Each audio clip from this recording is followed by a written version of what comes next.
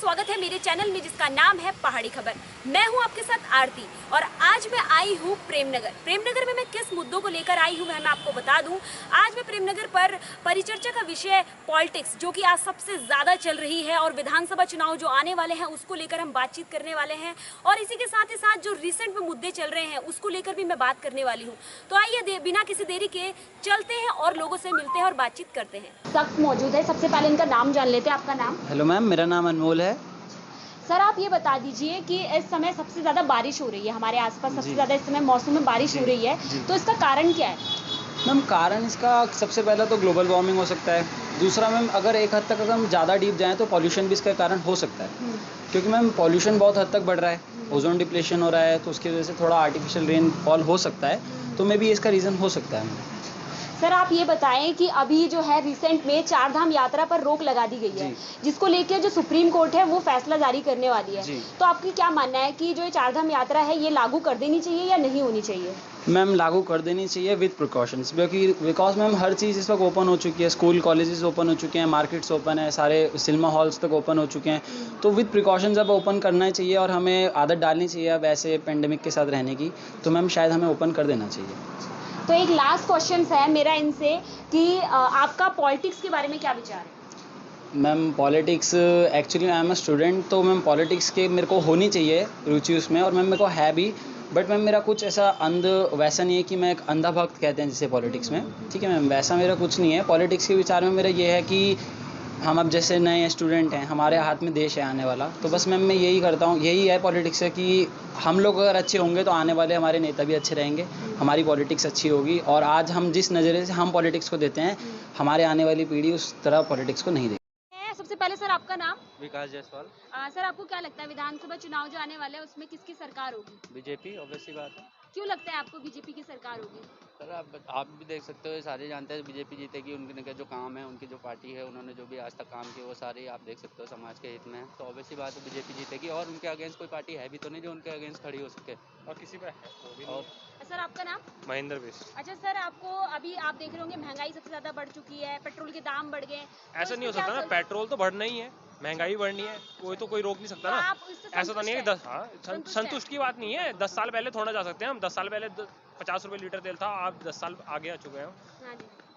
और फॉरेन कंट्रियाँ 15 साल आगे हैं हमसे, तो उस चीज़ में नहीं कर सकते हम ना डिबेट। हम बात करें तो आप भी जानते हो, आज से कुछ टाइम पहले पेट्रोल जो था 30-40 रुपए में था, उसके बाद जब आप कांग्रेस की सरकार भी चल रही थी तब भी उस सरकार में भी पेट्रोल बढ़ते ही रहे, ऐसा तो है नहीं कि तब पेट्रोल कम होते रहे, महंगाई तब भी बढ़ती रही, ऐसा तो है नहीं कि कम नहीं हुई, तो ये चीज़ें जो है इनके रेट बढ़ते ही रहेंगे, कभी घटेंगे नहीं। हमारे साथ मौजूद हैं, सबसे पहले इनका नाम जान लेते हैं। सर, आपका नाम? भूषण भाटिया। सर, आप ये बताएं कि इस समय विधानसभा जो चुनाव आने वाले हैं उसमें आपको क्या लगता है कि किसकी सरकार होगी, बीजेपी की या कांग्रेस की? सरकार बीजेपी की बनेगी, मोदी के नाम पर बनेगी। ऐसा क्यों लगता है सर आपको कि बीजेपी की सरकार बननी चाहिए मोदी के नाम पर? वो इसलिए ऐसा लगता है कि जितना विकास कार्य मोदी के राज में 7 सालों में हुआ, मेरे ख्याल कभी नहीं हुआ।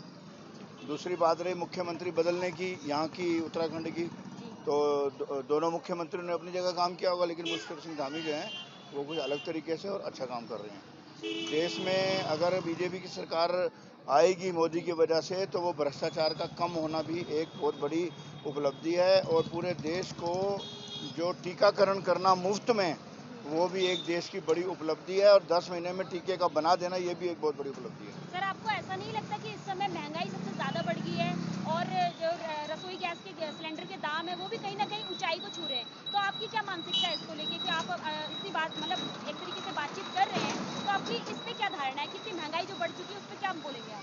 देखिए, ऐसा है ना, मैं किसी पार्टी पॉलिटिक्स वाली बात नहीं करूँगा, लेकिन जहाँ तक हमारी नॉलेज में है कि सन 2010 में भी पेट्रोल है वो 84 रुपये पहुँच गया था। सिलेंडर जरूर 400-450 रुपये का था, लेकिन ब्लैक में 1000 रुपये से कम नहीं मिलता था लाइनों पे लग के। कम से कम अगर आज 850 का 900 का आराम से मिल तो रहा है ना, महिलाओं को घर में मिल तो रहा है, इसलिए उस महंगाई का इस इलेक्शन पे असर नहीं पड़ेगा।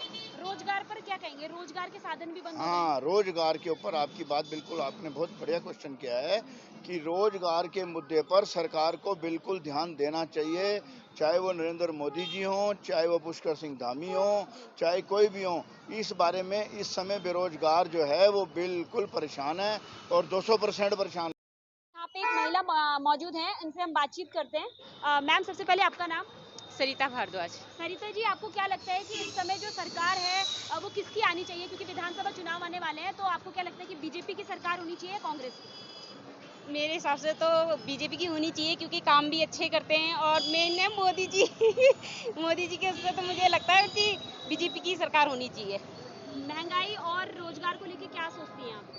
महंगाई तो कांग्रेस के टाइम पे भी थी, और फिर उनका एक ही काम है कि मतलब अपने ही बारे में सोचना है, पर लेकिन हमें तो देश के बारे में सोचना है ना, इसीलिए मैं तो बीजेपी की सरकार। हमने लोगों से बातचीत करी, लोगों का कहना है कि इस समय बीजेपी की सरकार ही आनी चाहिए, क्योंकि लोगों का मानना है कि वह चाहे महंगाई की बात हो चाहे रोजगार की बात हो, वो सभी संतुष्ट नजर आ रहे हैं।